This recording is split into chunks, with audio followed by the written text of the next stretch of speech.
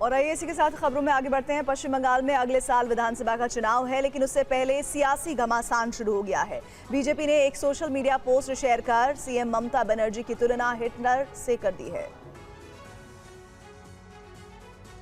बंगाल की राजनीति में हिटलर की एंट्री से बीजेपी और टीएमसी आमने सामने हैं। सोशल मीडिया प्लेटफॉर्म एक्स पर पश्चिम बंगाल बीजेपी ने एक फोटो शेयर किया है, जिसमें राज्य की मुख्यमंत्री ममता बनर्जी और जर्मनी के क्रूर शासक एडोल्फ हिटलर को एक साथ दिखाया गया है। फोटो के कैप्शन में लिखा है, तानाशाह घबरा गया है। इसके साथ ही फोटो के ऊपर लिखा गया है, दोनों एक जैसे हैं। बंगाल की सियासी पिच पर हिटलर वाली तस्वीर से बीजेपी ने टीएमसी पर हमला बोला तो सियासी तकरार की संभावना और तेज हो गई है। पहले से एसआईआर और घुसपैठियों के मुद्दे पर दोनों पार्टियां आमने सामने हैं। हाल ही में फुटबॉलर मेसी के कोलकाता दौरे में हंगामे को लेकर भी बीजेपी ने टीएमसी पर आरोपों की बौछार की। सीएम ममता बनर्जी ने स्टेडियम में हुई अव्यवस्था के लिए माफी मांगी तो बीजेपी ने उन पर घड़ियाली आंसू बहाने का आरोप लगाया और इस हंगामे को राज्य और फुटबॉल खेल दोनों का अपमान करार दिया।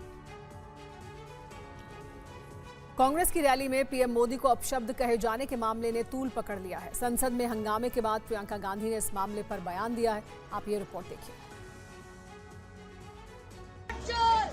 कांग्रेस की रैली में पीएम मोदी के खिलाफ अपशब्द का इस्तेमाल किया गया। इस पर बीजेपी ने विरोध जताया। संसद में हंगामा हुआ और जेपी नड्डा से लेकर केंद्रीय मंत्री किरेन रिजिजू ने कांग्रेस नेतृत्व से माफी की मांग की। हंगामा हुआ तो प्रियंका गांधी सामने आई और उन्होंने कहा कि सरकार के लोग सदन की कार्यवाही में बाधा डाल रहे हैं। तो हम लोग आपस में बात कर रहे थे कि किसने कहा ये सब, हमें तो मालूम ही नहीं है। हमें मंच पे तो बिल्कुल ऐसा नहीं हुआ।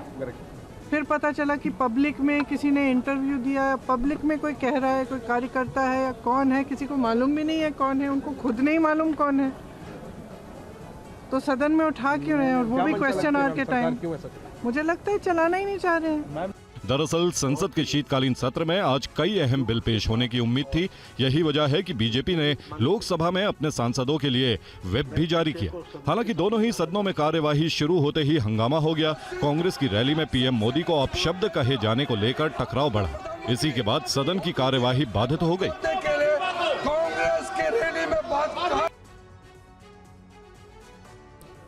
और एक बड़ी दिलचस्प खबर है, जनसुराज के संस्थापक प्रशांत किशोर और प्रियंका गांधी की दिल्ली में गुपचुप मुलाकात हुई है। दोनों की मुलाकात से सियासी गलियारों में चर्चा तेज है।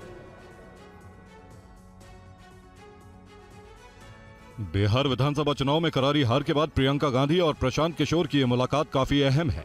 कांग्रेस की तरह वोट कटने का मुद्दा प्रशांत किशोर भी उठा रहे थे। माना जा रहा है कि इसी बारे में दोनों की अनौपचारिक मुलाकात हुई। हालांकि इस मुलाकात को पार्टी तूल नहीं देना चाहती, इसीलिए ऑफ रिकॉर्ड इस मुलाकात से प्रियंका गांधी इनकार कर रही हैं, जबकि ऑन रिकॉर्ड इस पर चुप्पी साधे हुए हैं। पीके से मुलाकात की खबर आ रही है। ये कोई न्यूज़ है? मुलाकात है क्या मैम? आप ये नहीं पूछते कि यहाँ पे सरकार खुद सेशन को डिस्टर्ब कर रही है, कि पार्लियामेंट्री अफेयर्स के मंत्री खुद क्वेश्चनर को डिस्टर्ब कर रहे हैं। ये आप नहीं पूछ रहे कि क्या हो रहा है संसद के अंदर। प्रशांत किशोर और गांधी परिवार के रिश्ते नए नहीं हैं। 2021 में जेडीयू से अलग होने के बाद पीके ने कांग्रेस नेतृत्व के सामने संगठन को धार देने के लिए एक ब्लूप्रिंट रखा था, लेकिन तब बात नहीं बन पाई थी। और केंद्र सरकार मनरेगा की जगह नया रोजगार गारंटी कानून लाने जा रही है, जिसका नाम विकसित भारत जी राम जी होगा। नए कानून में साल में 125 दिन रोजगार की गारंटी मिलेगी। बंगाल की राजनीति में हिटलर की एंट्री से बीजेपी और टीएमसी आमने सामने हैं। सोशल मीडिया प्लेटफॉर्म एक्स पर पश्चिम बंगाल बीजेपी ने एक फोटो शेयर किया है, जिसमें राज्य की मुख्यमंत्री ममता बनर्जी और जर्मनी के क्रूर शासक एडोल्फ हिटलर को एक साथ दिखाया गया है। फोटो के कैप्शन में लिखा है, तानाशाह घबरा गया है। इसके साथ ही फोटो के ऊपर लिखा गया है, दोनों एक जैसे हैं। बंगाल की सियासी पिच पर हिटलर वाली तस्वीर से बीजेपी ने टीएमसी पर हमला बोला तो सियासी तकरार की संभावना और तेज हो गई है। पहले से एसआईआर और घुसपैठियों के मुद्दे पर दोनों पार्टियां आमने सामने हैं। हाल ही में फुटबॉलर मेसी के और कार्यकारी अध्यक्ष चुनने के बाद बीजेपी ने असम और तमिलनाडु में विधानसभा चुनाव के लिए प्रभारी और सह प्रभारी के नाम का ऐलान कर दिया है। ये रिपोर्ट देखिए। बिहार विधानसभा चुनाव में प्रचंड जीत के बाद बीजेपी की नजर अब पश्चिम बंगाल, तमिलनाडु और असम पर है। इन राज्यों में अगले साल विधानसभा चुनाव होने वाले हैं। ऐसे में पार्टी ने चुनाव प्रभारियों का ऐलान कर दिया है। केंद्रीय मंत्री पीयूष गोयल को तमिलनाडु का प्रभारी बनाया गया है, जबकि अर्जुन राम मेघवाल और मुरलीधर मोहोल को सह प्रभारी। वहीं बैजयंत पांडा को असम का प्रभारी बनाया गया है। सुनील कुमार शर्मा और दर्शना जरदोश को उप प्रभारी बनाया गया है। सबसे बड़ी चुनौती तमिलनाडु में है, जहां बीजेपी ने कभी भी सत्ता का स्वाद नहीं चखा है। पार्टी तमिलनाडु में अपनी उपस्थिति बढ़ाना चाहती है। यहां डीएमके और एआईडीएमके के बीच सीधी लड़ाई होती है, लेकिन बीजेपी इसे त्रिकोणीय बनाने की कोशिश में है। तो असम में बीजेपी सत्ता में है, यहां बीजेपी का कांग्रेस से सीधा मुकाबला है। अगले विधानसभा चुनाव में वो अपनी सरकार को बचाने के लिए मैदान में उतरेगी। दिल्ली की हवा एक बार फिर गंभीर स्तर पर पहुंच गई है। प्रदूषण को लेकर बीजेपी और आम आदमी पार्टी आमने सामने है। मुख्यमंत्री जो है रेखा गुप्ता कह रही हैं कि प्रदूषण पर जो आपको काम करना था, जो पूर्व मुख्यमंत्री थे केजरीवाल, विपश्यना के नाम पे निकल जाते थे।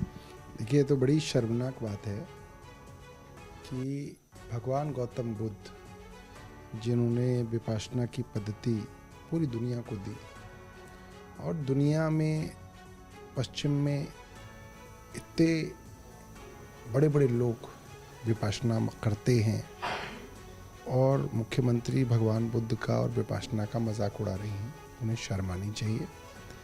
और आज से 6 महीने पहले यही भारतीय जनता पार्टी की सरकार इंडिया गेट का फोटो डाल के कहती थी हमने दिल्ली की हवा साफ कर दी।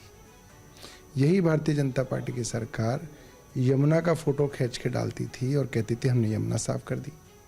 और अब दिल्ली के लोगों ने इनकी पोल खोल दी कि ना इन्होंने यमुना साफ की, ना इन्होंने दिल्ली की हवा साफ की।